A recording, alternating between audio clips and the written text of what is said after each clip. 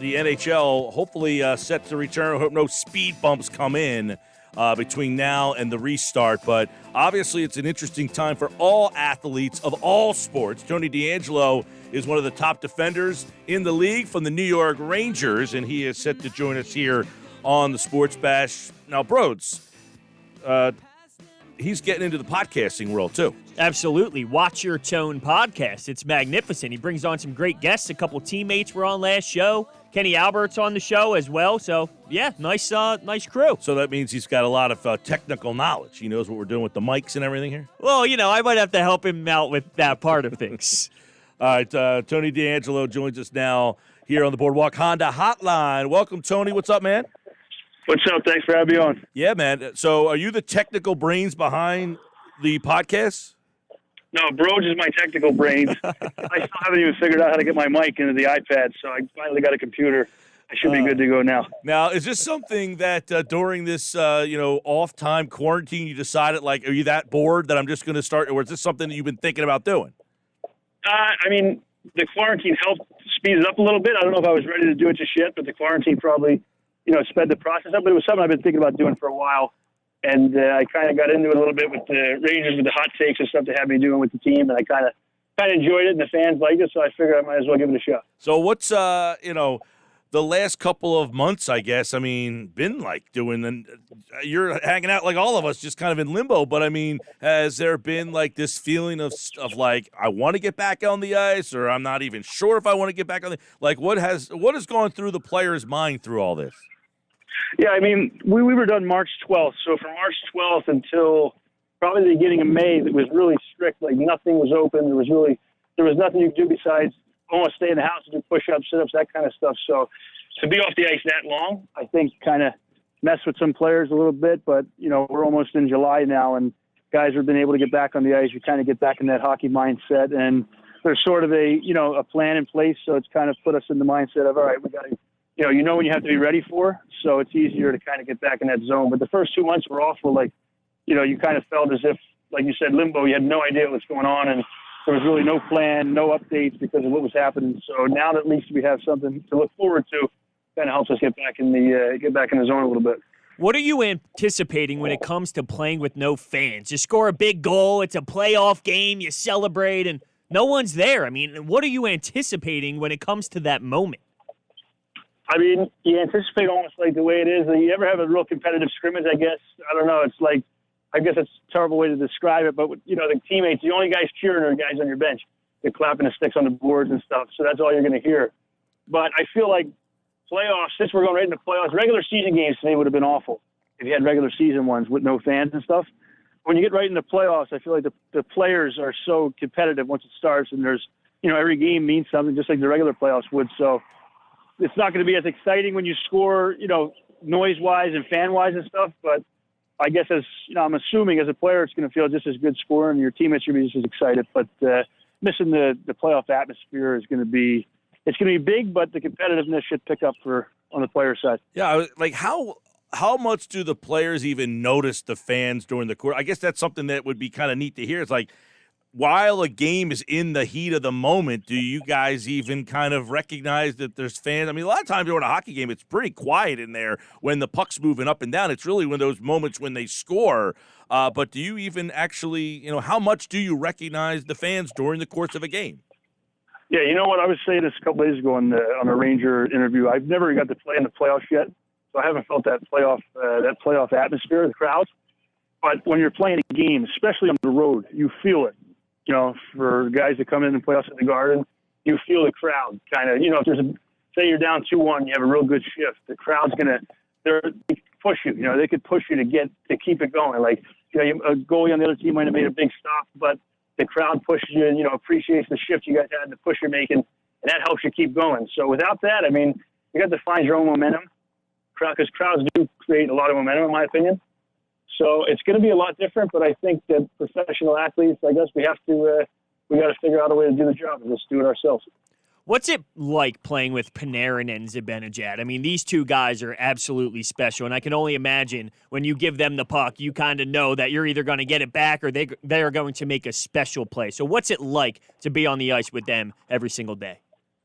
Yeah, so Panarin, I mean, in my opinion, I said it. I'm not being biased. I really believe it that he should win the MVP this year. The way he came into a new team after a massive contract and all the hype and outperformed the hype maybe times two. I mean, we were expecting a great player. We weren't expecting possibly the best player in the league. So he's in a league of his own. And, he was so good this year. Zibanejad, I've been with for 3 years now. And just to watch him keep getting better and better, it goes from, a really good player to now a superstar player in the league. In my opinion, Mika got hurt, so it's hard to put him and a guy like McKinnon in the Hart Trophy candidate. But if Zibanejad was able to play the full season, to me, him and Panarin could be 1, 2, 2, 3 in the voting. That's how good they were for us. So they carried our team, and they're leaders on the ice and great players. So it's when you give them the puck, like you said, you get open and you're going to get it back, or they're going to do something special with it to somebody else. So it really drives our offense.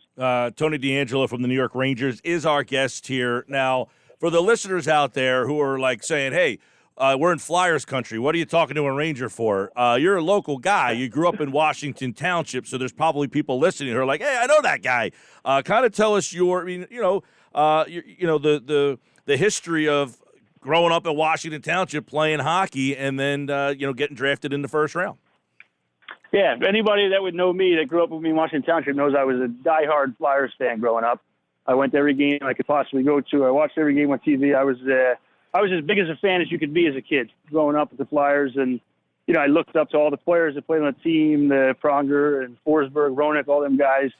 And, as I got closer to my draft year, I kind of started to look ahead a little bit and maybe stop being a fan and kind of be, getting ready to be more of a player.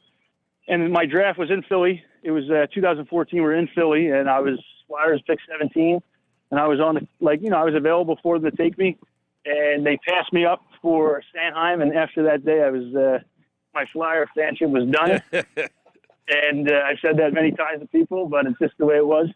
And then I was, I went to the Lightning. From the Lightning, I went to Arizona, played a year in Arizona. And then I've been in New York for the last 3 years, and hopefully many more to come. So to be a Flyers fan and grow up in our area, and I played for the Rangers. A lot of people that I talk to, probably including Broad, they root for me personally, but not my team. But I can understand that because I was the same way growing up. So it's a little weird, but now going on my fourth year, there's no place I'd rather be than New York. So pretty happy. You mentioned watching Pronger. Who did you grow up watching that you really wanted to model your game after? You know what? As I got older, I kind of felt I played forward until I was 12, and I loved Mike Richards. I said I want to play like Richards. And now I stopped playing forward, and now all of a sudden I'm a defenseman. So now I'm looking to play like somebody else, and I started looking at other players around the league because the Flyers never had a defenseman. They were a little bit bigger and heavier, the Hatchers, the Prongers, them guys. And my game's a little bit more of a offensive skill game. So the guy in the Flyers that you look at most would have been Tiemann, with that kind of offensive game. But my game, I kind of always looked up Erik Karlsson as I started to watch him as I got to my teenage years. He was a game breaker, offensive player. So that was I moved away from the Flyers to try to model my game. I wasn't big enough to be like them D-men. Now, this whole setup where the Rangers kind of got a little second life here. I mean, were you kind of like anticipating all this time off? Are you happy to be going back? I mean, there's got to be a little mixed bag here having all this time off. Does it even feel like the old season is going to be like reconnected? It's got to be odd like that. You were not a playoff team, and then all of a sudden you kind of are a playoff team in some capacity. I mean, you have a shot to be a playoff team. Yeah, I mean, the way our season went was kind of funny because we felt as if, we had 12 games to go, I believe, and we were hitting our hottest streak of the year, and we were really becoming a team, and we thought we were going to make it. I guess every team could say they thought they were going to make it, you know what I mean? But we really believed in the locker room that we were going to make it. I think we were 2 or 3 points out. Carolina had a game in hand of us, but we were chasing them teams pretty hard.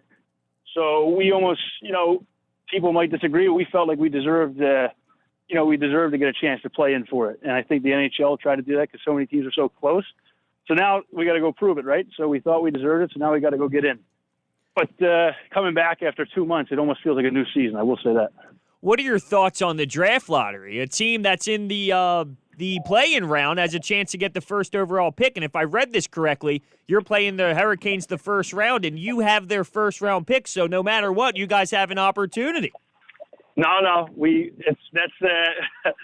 to talk about that tonight on the podcast, but that's false because Carolina has Toronto's pick as well, we get the worst of the two picks. Ah, okay. All Toronto, right. And if Toronto picks number one, say if they lost in round one, they pick number one, they get to keep their pick if it's in the top 10. So the only way we have a chance to get it is if we lose to Carolina, so we don't want it. Okay, fair enough. Fair enough. Now, do you think it's fair that, say, Pittsburgh, if they get upset, that they could end up with the number one pick? You know what? It's hard to say because, in my opinion, maybe what they should have done was, all right, every team that loses has a different percentage to get it based off of where they were at the beginning of the standings. You know what I mean? Yeah. Before the play-in. So Pittsburgh, was going to be probably the 3 seed in the Metropolitan. So maybe if they lost in the first round to Montreal, they should only have a 7.5% chance to get it, and another team has a better one. I don't know. It might be hard to do that because so many teams were close to the playoffs. But listen, that's the way the balls went, and now it's someone's going to get a great player. So I guess I hope it's not the Rangers because we want to win, but someone's going to give it. I think a lot of fans are going to be pissed no matter what. Rangers defenseman Tony DeAngelo, local guy, Washington Township. Great to have him with us. His podcast is called Watch Your Tone. You mentioned that Pittsburgh would be the 3 seed. That's because Philadelphia passed them. So in your dealings with the Flyers this year, how surprising have they been over the time that you've played them the last couple of years? Is it evident that they're a different team than they've been with a lot of the same players? Yeah, I mean, the Flyers started building something really nice prospect-wise under Hextall. And you could tell that sooner or later with an organization like that, they're always willing to spend and get free agents that they're gonna start to get better again. They went through a little bit of a down period there. Not even a down period, but not as good as they usually are. And this year, I think Kevin Hayes, one of my really good friends, play with him in New York, and that signing has been massive for them. He's balanced out the top 6. He kills penalties. Kind of really been a good fit for him, and he played for Vigneault before too, so it's easier for him to fit in. But they're really good. They're deep. They win face-offs. They're good. They're good on both ends of the ice. They got some high end forwards. They got some really good D. So, and the kid Hart's a great goalie. So the Flyers have become a really good team. One of our big rivals. I think the Flyers and us are on the the upper ice in a division. So it's I'm not happy to see the Flyers getting good, but I have to admit that they're getting good. So that's my point of view on it. Yeah, no doubt about it. You actually played for Vigneault before. Tell us a little bit about what he is like behind the bench. Yeah, he's not a yeller. He's not going to scream at the players, and I think he's not going to be down guys' throats the whole game. But he's into the game. He's a yeller during the game, but he's not a screamer at individual players, which I think players respond better to that, especially nowadays. Is the way guys feel more comfortable when the coach is supporting them rather than maybe screaming at them. Some guys don't like it. So I think he does a good job of learning the players. He's been around so long. He's evolved as a coach, I'm sure, going through all these different teams, Vancouver to New York for years, and the league's evolving. He's evolving right with it, and it's just the style he's going to play. They play a nice, smart style. They clog it up a little bit in the D zone. They're hard to get through, and if he has a good goal, he's going to have success. But they're a good team. It seems like they really bought into what he's doing. So you got to give him credit. So what's on the podcast? What's on the most recent podcast coming up? So tonight we're going to record. We're talking about analytics in sports. So people are already a little angry about it. I haven't even put the podcast out. They're getting upset about what I might say. So to me, we'll see. I guess you have to listen to it to find out what we're going to say. But analytics in sports is the main thing. Talk a little bit about Cam Newton to the Patriots, and we'll go from there.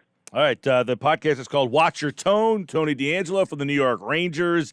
Nice enough to join us here during the quarantine. I guess we're not quarantined so much anymore. We're kind of allowed. Although today in New Jersey they told us we can't go dining out. They actually put a stop to that. Yep. So maybe we are re-quarantined. Who knows? Listen to the podcast, though. Watch Your Tone with Tony DeAngelo from the New York Rangers. And he, like all guests, appeared via the Boardwalk Honda hotline. Congratulations and good luck with the rest of this restart of the season.